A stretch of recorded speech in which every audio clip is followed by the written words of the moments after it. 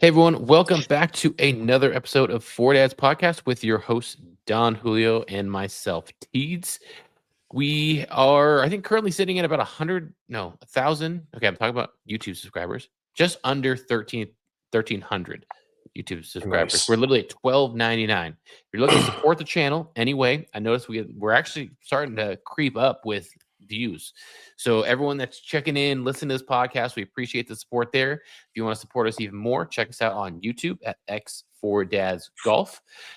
We got in real life golf videos. We just posted a T-flip challenge that we talked about last podcast. We also just uploaded this week, I believe it was Monday or Tuesday, the match play video that we had, which was a lot of fun. Had a lot of Yeah. fun putting it together as well. Finally had some time to put it together, which was great. Knocked it all out, I think, on Sunday night. I was like, this is awesome. And yeah, I mean, I'm really looking forward to hopefully getting some more videos out, especially with news that Julio might be able to come out to the Valley a little bit more, which would be very, very huge, very, very cool. Get our families together as well. But yeah, looking to support us. Not just that, but we also got a lot of affiliate links down below, golf related stuff, whether it's a polo you're looking for, whether it's joggers, whether it's shorts, whether it's golf clubs, whether it's trying to fight that hunger on the golf course, with the battle bars.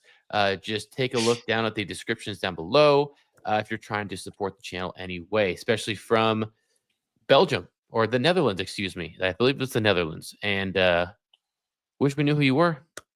Comment on our comment on my channel. Comment on our channel. Let us know who we are, because I've been trying to think who we know from Netherlands, and I don't know anyone. I've had exchange students all growing up, and Julio hasn't really said he's known anyone from Netherlands, which I he don't might know have, anyone yeah. from the Netherlands. So I mean, we would love to maybe send you a hat or something, with the support that you've been showing over the podcast over the last few months. I have been noticing that, checking to see where the demographics are coming from. So it's actually been really, really cool now that we are actually on the Golfer Gang Network's website. When you check it out, you'll see our logo and our podcast pop up with everyone else's on there. So with that being said, this week is golf's greatest test, the U.S. Open. Absolute carnage, probably besides the Masters, because just so pinnacle, it's just so up there. I Actually, let's start with this. Rank all four majors your favorites from top to bottom. Your favorite to least favorite. I would have to say, I'd say U.S. Open's number one, Masters is number two, the Open's number three, PGA Championship is number four. Number four. Okay. And For me, wait, it's similar. there's four. Yeah, Four? four. Yeah, You're right. four. Grand Slam, four. So for me, similar. I would go Masters number one, U.S. Open number two, PGA Championship, and then the Open. The only reason the Open's number four is it's more difficult for us to watch it here live just because of the time difference. If I was in the UK, it would flip with maybe the U.S. Open because of it being local or not. I think they're all obviously they all have their their niches, their reasons for being part of the Grand Slam, but definitely besides the Masters, U.S. Open by far my favorite. I just love watching professional golfers struggle. I love it. I feel like the U.S. Open it's a whole nother beast, right? Yeah. Like the Masters is just the pinnacle. It's so beautiful. Yeah. Yes, you The have. colors Yes, you just have. boom. Yeah, the colors are just vibrant, but it is a very difficult course. I think in the last couple years or the last few years, the PGA has done a great job of kind of highlighting the undulation, really how the characteristics of the course, Yeah. more than just like the beauty, the azaleas, Right. the A-man's corner or A-man's corner. Instead of just highlighting that, like it's really showing you like, oh wow, like the holes down here, it's the slopes are insane. yeah, the slopes are insane. But the US Open just has every single time, it just has a different level of difficulty in my opinion. And I don't know if it's just because it's always been the toughest one, right? But it's like every course that they play at, it's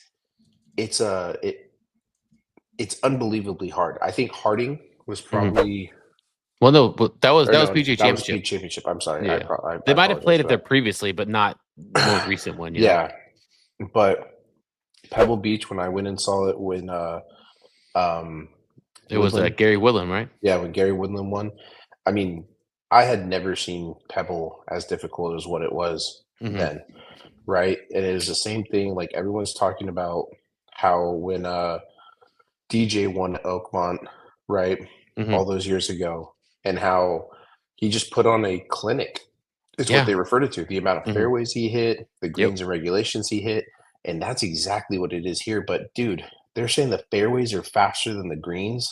Like that's even crazier. Some Yeah. I saw a video where one of the players had putted from Yeah, 100, 122. Yeah, yeah, 122 yards out. I 122 saw that. yards I out saw that. Mhm. and got it to pin high, right? And then Yeah, Bryson tried it too, I saw. yeah, Bryson tried it, but then you're seeing Phil, who's like has Oh, all yeah. he will go down in history as probably one of the best short game players in the PGA, Yeah, right. right? And he was swooping underneath the ball. Yeah. He even shut the face, still went underneath it. And no one's talking about this, but this is the first time I think in US Open history to where the board has said the course is too difficult to where now Hmm. they had to go and cut down Is that the what the rough. all the mowers were out there for? Even though Yeah. Phil tweeted, "They're not doing anything. They're not doing Yeah. crap out there. It's all Yeah. just for looks. Like, they're not doing anything." Dang, I didn't know that. Yeah. Yeah, they were saying that like there was one guy who was walking in the bunker with the mower like on the I hillside. saw that. I saw that. He And was the other buddy was holding it up while the other one was in the bunker. Yeah. yeah, some of the some of the reporters did a really good job of just showing like how really how deep that rough is. Mhm. Um and how thick it is too. It's like it's it's unbelievable. But this one, I mean, I think this will be a very interesting US Open. You have a lot of great players. Excuse me. You have a lot of great players who are playing ridiculously good right now, and this is really anybody's field. Like, if I were to say my top five, Well, not yet. I Not mean, yet. We'll talk. We'll no, talk but about I'm that. just saying it's difficult to even it's difficult to even think, right? Everyone wants to go with their favorites, but But dude, with this course, yeah, it's definitely such a beast, and it can really be anyone's. It just you have to have a great ball striking week in order to have a chance.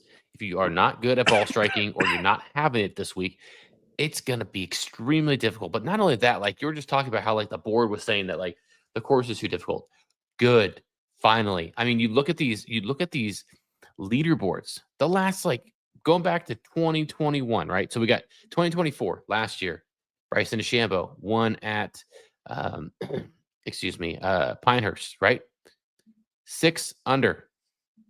You're winning at 6 under that, and then not only that, but 5 under Rory McIlroy, 4 under Patrick Cantlay, 4 under Tony Finau, 3 under Matthew. I think it's Matthew Pavon, or however they got the French bin.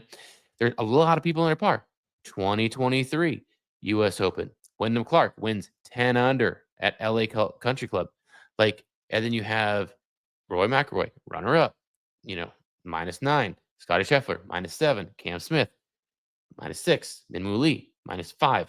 Like -10 in a U.S. Open, like that should not happen with the tournament is known as golf's toughest test. And then you got 2022. I've been going back a little bit. Matt Fitzpatrick, 6 under, wins. Will Zalatoris, Scotty Scheffler, 5 under. Hideki Matsuyama, 3 under. Colin Morikawa, 2 under. I mean, like that just is not, you know, to me, it just wait. That's too easy. Like Torrey Pines, when John Rahm won at 6 under. I mean, I'm looking for those. I think it was 2020 when Bryson won at what? Like, I think he might have been like 3 under. I'm actually gonna check that out right now. Uh, it goes 2020. Um, but let's see. Oh yeah, that was crazy. Bryson DeChambeau won at 6 under. That was also when he was bulking up. Right, everyone else struggled. Like no one. Matthew Wolf shot 5 over in the final round, shoot even. And then it was 2 over, 3 over, 4 over. That's what I'm looking for. I want to see these pros struggle a bit. And to me, that's what it's all about is making a course difficult for them. It's so hard to do nowadays with pros because they can hit the ball so well. They're really good from the rough. They're really good with the sand. But when you, excuse me, obviously, make that rough longer and you're not used to it. Like they were saying, it's taken like 6 to 7 months for them to get, maybe even longer, to get this rough to where it is, because you don't want it just growing like crazy with like no consistency, right? You don't want it some random spots here. So they had to like slowly let it grow and grow and grow inch by inch. And it's just amazing the amount of like effort that they put into. And I love it. That's what I'm here for. I'm really hoping that it's not like, what was it? I think it was the year that Bryson won in 2020. Uh, I think it was day one. Justin Thomas shoots a 5 under, and everyone's like, "What the heck? You guys said this was like the hardest test in like the longest time. Like, what the heck?" And then he shoots like a 7 over, and after that, like they're like, "Okay, well, they can obviously change the course somewhat day to day." And I heard that it's gonna be raining a little bit leading up to the beginning of the tournament, which is technically when you guys are watching this, it's the morning of the tournament. Uh, so that'll be interesting to see how they counter that by keeping the greens fast with wet conditions that make it slower. Well, if it, I'm no, uh, what are they called? What are weather people called? Um, Weatherman, yeah, I'm no meteorologist. I don't know. meteorologist. There you go. I'm no meteorologist, but typically after rain, there tends to come wind. So it's going to Mm, kind of dry out, let's hope.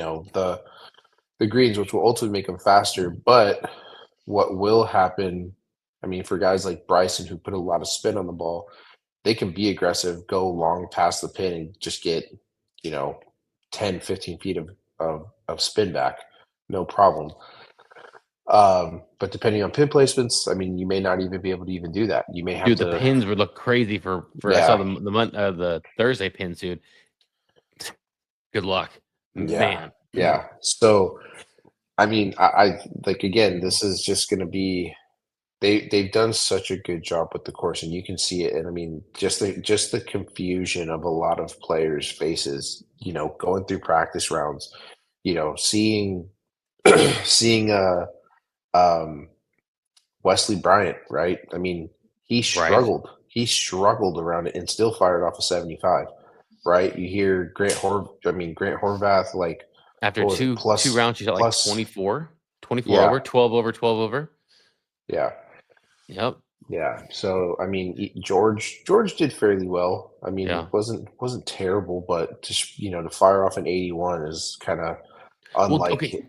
Well, sorry. Really quickly, I was gonna say, if you watched it, I think it was the second round. I think it was like the 13th or 14th hole towards the end of the second round, and Wesley Bryant hits a shot right around the green. They're looking for his ball. He hits a shot. It's literally like green side, like right on the the all the fescue and everything. Hits it, walks on up to the green to Marcus Ball. He goes, "Oh my gosh, I didn't even hit my ball. That's not my ball." They're like, "What? You didn't hit your ball? That's not your ball?" And it's like, I don't know. It was right where I thought it was. Like I thought that was my ball. Like, and they have like their caddies that are going down there to see where the ball is and everything. So he goes down, looks around for a few minutes. Okay, got it. Hit it right here. Hits it. Walks on up again, about to mark his ball. And he's like, "What the heck? This isn't my ball either. No way." He hits like a Callaway and like another Titleist or whatever. And then he goes around for a third time and he finally finds his ball. And Grant's like, "Dude, I don't think I've ever seen that before." He's like, when the rough is so long that people just don't even look for their ball anymore. Like for a PGA Tour player to say that, for that to happen to, like, that's got to be some insane rough. And I wonder if that will, do you think that it will happen even with the volunteers, that like they just aren't able to find a ball, one I ball throughout the whole don't, round, like the whole 4 days? Think that would happen I don't think so. I mean, but just with the amount of people there? yeah, just because of the amount of people, I mean, the new shot tracer looks pretty sick with the drone. Yeah. Um, but also just cameras. Like, you have 3 minutes, right, to ultimately look around and find your ball. But I do feel what's going to hurt a lot of people because of how thick that rough is pace of play. So you're gonna have a lot of people who are gonna be standing around, waiting. I mean, we're probably gonna be seeing at least 5.5 hour rounds, day one, which will be 100%. tough. I mean, that's hard. That's hard on its own. So, Yeah. I don't think anyone will lose a ball. Hopefully, what they can do is I don't know if this is like a thing that people do, but I wonder if there's like a comber that you can like kind of go out with and just pick up because obviously there's been a lot of people who've played a lot of golf leading up to this week, Oh, right. right? It's, yeah. Well, they show Bob does sports on the same was at Oakmont when they were recording, Yeah, and they're just watching him head out of the bunker. And there's yeah, so yeah, I mean, you have people like that, or like the foreplay pod that was out there, or just anybody, like you said, anyone that's out there. Like the amount of golf balls that have to be out there. yeah, There's got to yeah. be. Trent had what? Trent had 6 dozen golf balls in his golf cart. You know what's wild? He shot better than Riggs. Hmm. And Dude, I what's watched. I watched Riggs' last hater the episode hater? with Me that. too. Me too. Yeah, with that guy. Josh or Kyle, whatever his name was, a dude from Philadelphia. Yep. And you know what? The dude from Philadelphia made some good points. He's like, he's just bitch slapping that little mini driver, 250, 270, 265 down the middle of the fairway. He's like, grab the damn driver and do it. And it's like the one time Riggs did hit it, it was good, but that dude that dude messed up big time. He had some opportunities to So put many, dude. Riggs I watched away. that too. I was like, Yeah. come on. And then like you look at the comments and they're like, dude, Riggs, we're not asking like like for the 1,000th time, we're asking for you to not do a match play and for you to do a stroke play. Yeah. We want to see you do stroke play versus these people. We don't want to see you do match play because you can shoot a Yeah. 10 on one hole and it's just one down Yep. compared to shooting a 10 and someone else shooting a 5 or a 6. And there being Yeah. a little bit of a difference there. Yeah.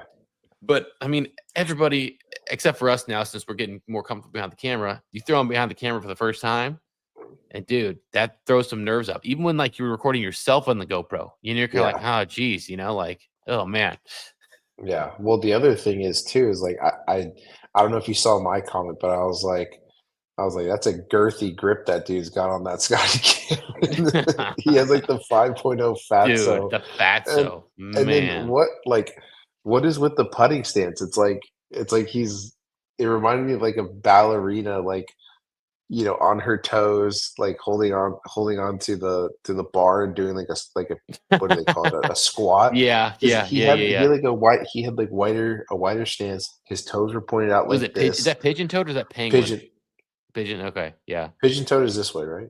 No, that way. Whatever the outside way is, right? Yeah, so Yeah, pigeon toed. But yeah, he was like sitting. I'm like, what is this guy doing? Like, this is the guy you choose to play against. Like, what is this? dude, freaking Yeah, wild. I mean, but that was a good yeah. point. That was a good point that Riggs made. He's like, it's gonna be a sore flight going back home. Yeah. Yeah, Yeah, but I mean, like, yeah, it was like I really liked watching. I'm not sure if I watch all of them, but all the YouTube videos that people were making about like playing at Oakmont and everything, and it's really cool to see like a firsthand experience. 'Cause you didn't really have that from 2016. But did you see who was it? Who was the one who shot 9 under um, 9 under. at Oakmont? Was So that Kyle back Berkshire? no, not recently, not recently. Um, oh, I literally was just watching. He won it.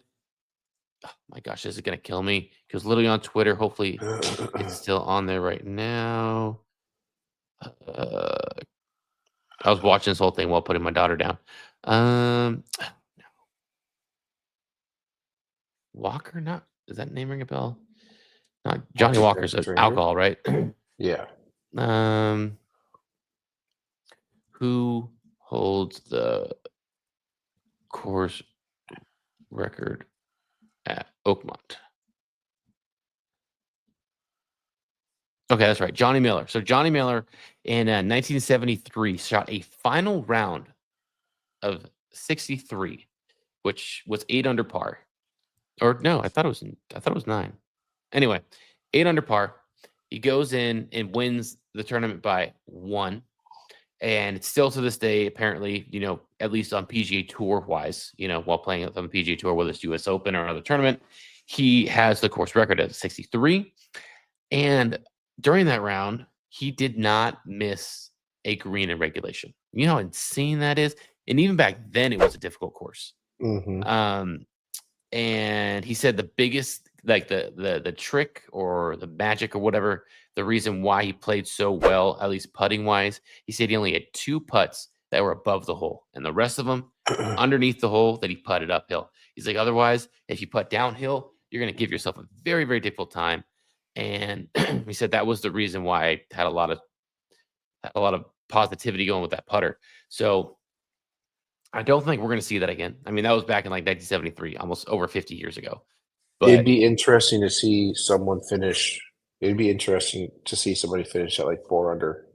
dude, again, well, that's what's his name did. That's what Dustin Johnson won with Mm-hmm. back in 2016. Yeah, But what do you think of the whole Oakmont turning into the Mont because of all the oak trees gone? I think they should keep it. What I do you? mean, No, I'm not the name. I just mean like the fact that they got rid of all the trees. Oh,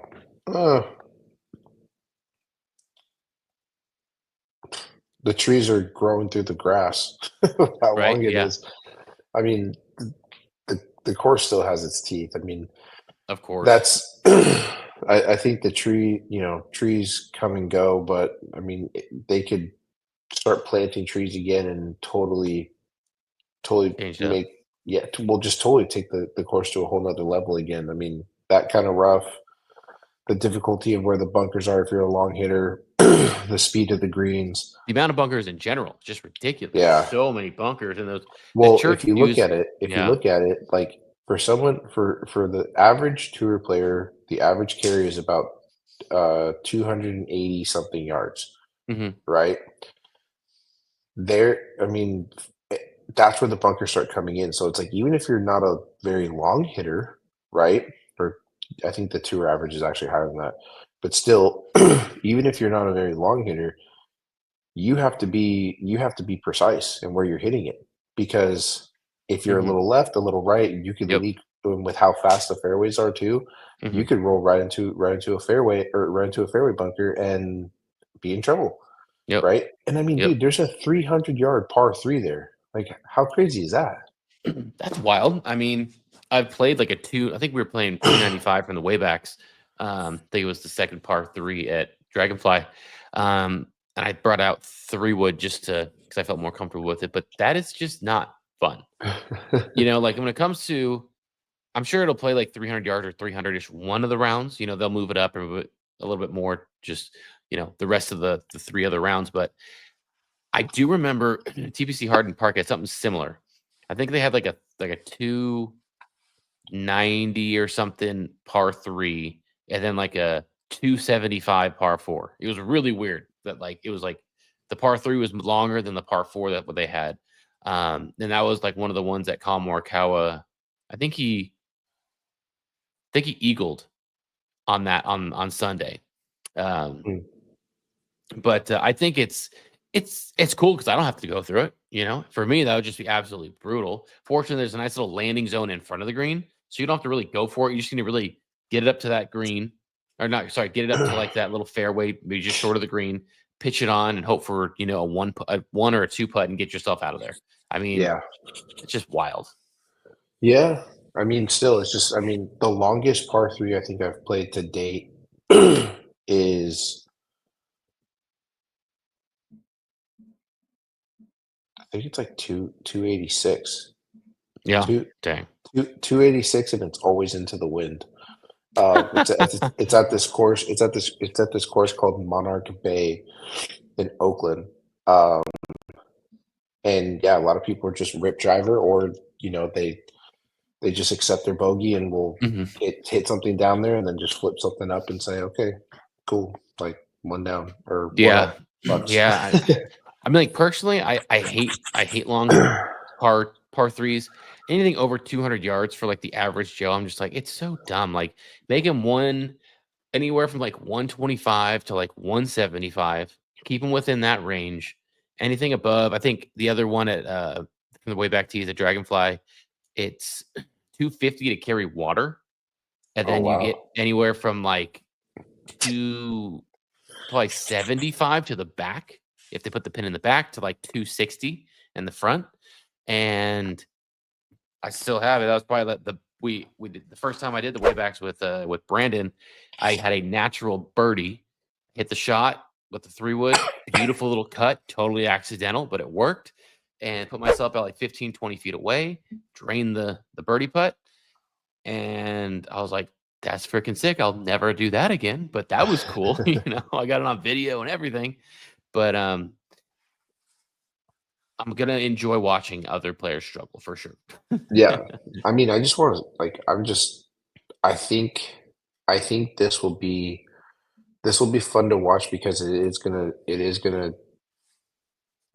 require them to discuss what's their strategy, right? And you're gonna Hmm. have to hear them constantly kind of go back and forth and go back to the go back to the playbook.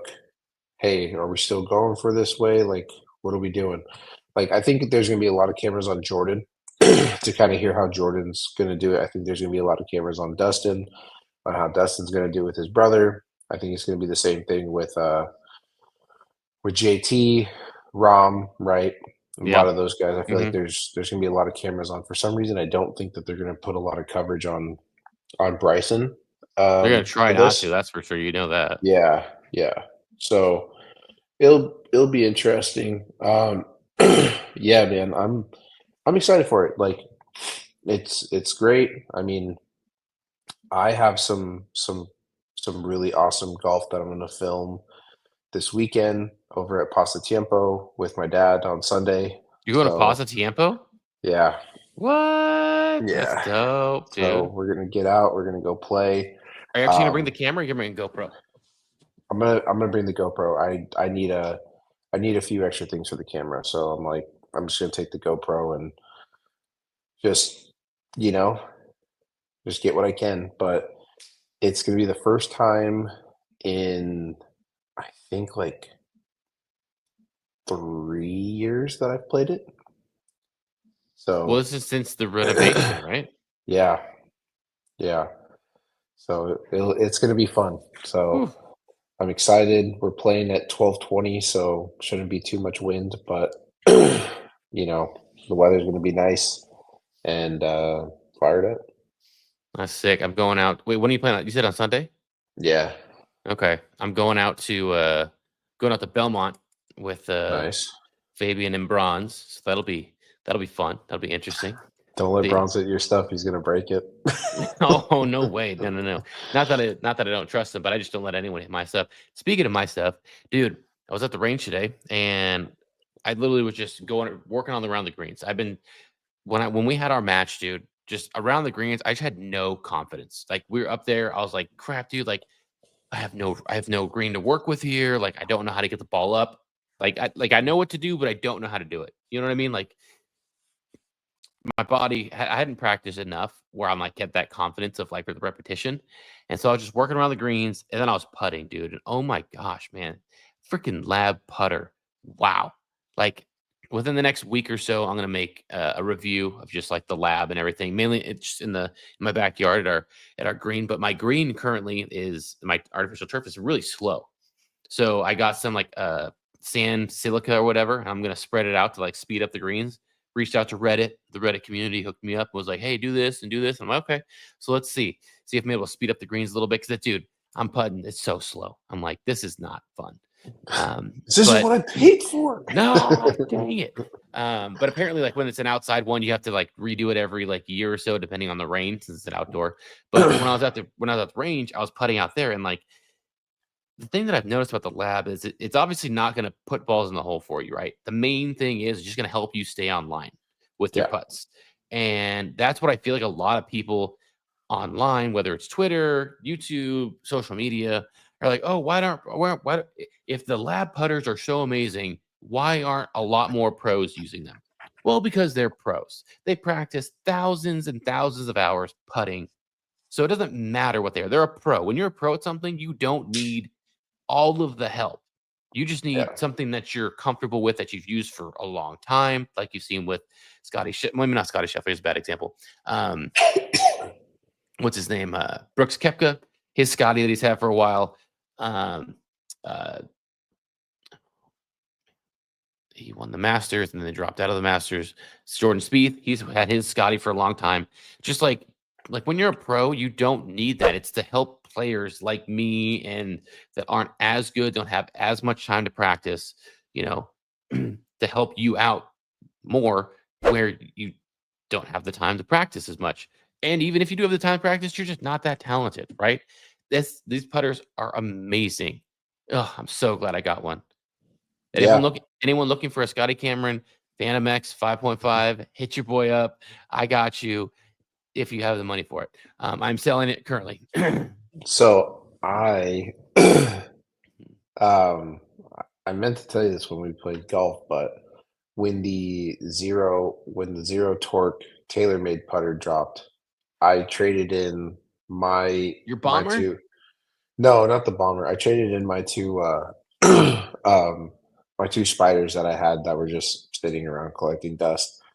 I traded those in to TaylorMade, and I I ordered it, so it'll That's probably why be you here had it in like your hand, and I was like, ew. well, I went over to Golf Mart and that was the counterbalance one, which was like 36 inches. Mm, Um, it feels just like a normal tailor-made putter with that, like, the insert piece, right. the head looks the exact same. The big thing is just the shaft angle in which it goes in is not as it's not as shallow as the lab, so it actually is a little bit more Okay. upright, so you can stand a little closer. Hmm. So I kind of liked it, but I was like, "Shit, fuck it." I only paid, you know, 20 only paid. bucks. No, I paid like 200.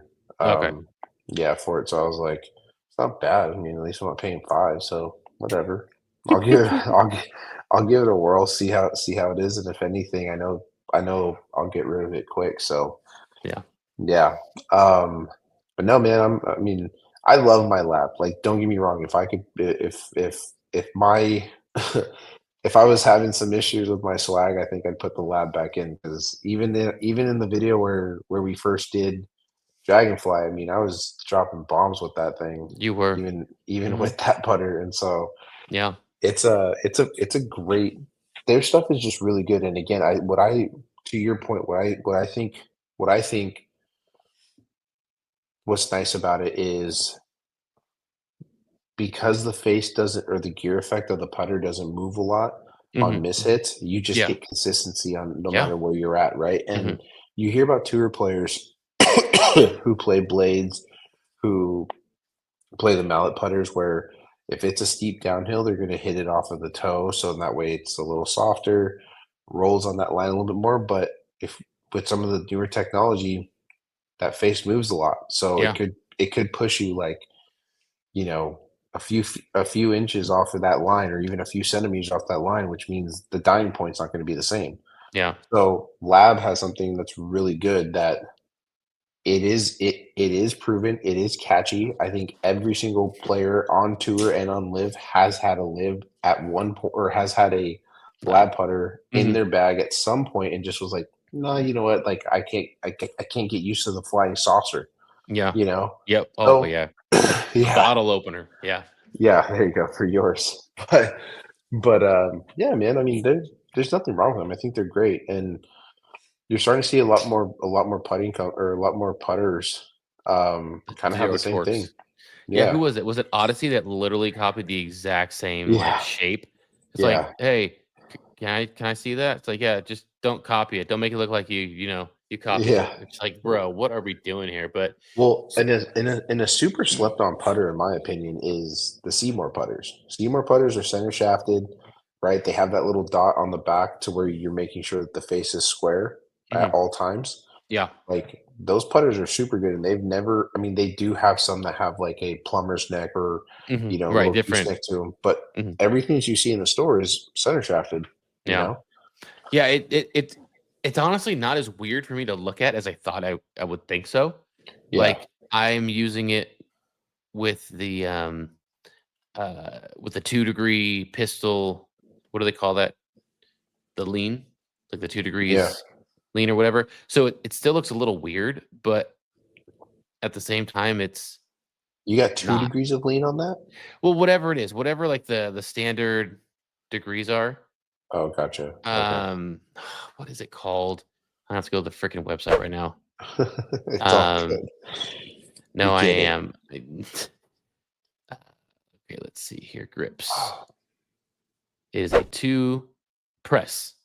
The press 2 grip. press, okay. So the cool thing is the grip itself does the press for you automatically. You just set that putter down flat, and the grip Yeah. itself is already pressed 2 degrees, and that's great because another thing about it is like the roll is insane. Like it's not bumpy. It's not like it's very consistent, and I've never seen that with my Scotty. Whether that's probably just human, human error, not really the putter itself. I'm fine with that. I know I'm not the best putter ever, but just to have that from someone that doesn't get out as much to practice, oh, it's a great feeling. Yeah. It's a great feeling. So I wish I had a discount code I could throw out there for everybody, but we don't yet. But really quickly, yeah, what are your picks? Who are you looking at? Who are you looking at this weekend? My picks are kinda out there, dude. Oh boy. So number 1, or I'll start with my 5th pick. My 5th pick, I'm going with, Xander Schauffele. Okay. Number 4, I'm going to put, Justin Thomas. Mm, Number 5, I'm thinking, Akshay Patia. okay. Number 2, I'm gonna put Bryson DeChambeau. Yeah, can't go wrong with that option. And number 1,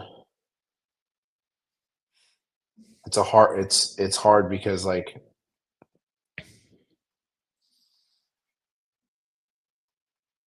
I'm just gonna stick with it. My number 1 is and this is just a favorite for me, is Brooks Koepka.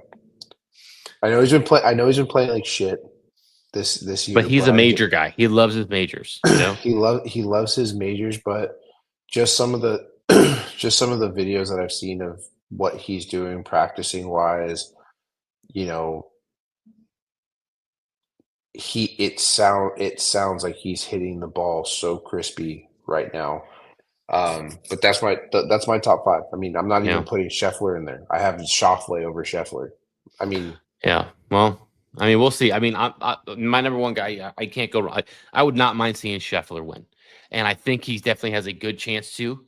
Uh, can't go wrong with Bryson DeChambeau as well. The fact that he dominated Wingfoot how he did just by literally what do they say? Like mash and like gouging it out, like driving it down, like yeah, and hitting out the rough didn't affect him as much. I assume that since he had that experience and he's been successful that way, he's definitely got a good chance of playing pretty well there. I feel like, you know, trying to look up some of these stats as well. Man, a lot of people are saying Sepp Straka. I don't know, man. I feel like someone that'd be really interesting to see win one would be Keith Mitchell, man. He's top 10 in ball striking right now, PGA Tour, and that'd be interesting. Joaquin Neiman, I don't know, man. I mean, like, that was someone who I was contemplating too. yeah, He's we'll see. playing great golf. There's a lot of good players out there that have a potential to make a run. It's just they say you can't lose a golf tournament on the first day, but you certainly can't. No, you can't win a golf tournament on the first day, but you certainly can't lose. You can lose it. Sorry. Yeah, Ugh.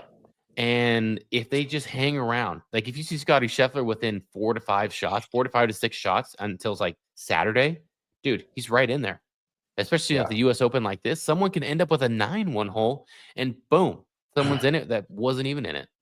Like, watch, I guarantee you, like, it's going to be Scotty's tournament if he just goes.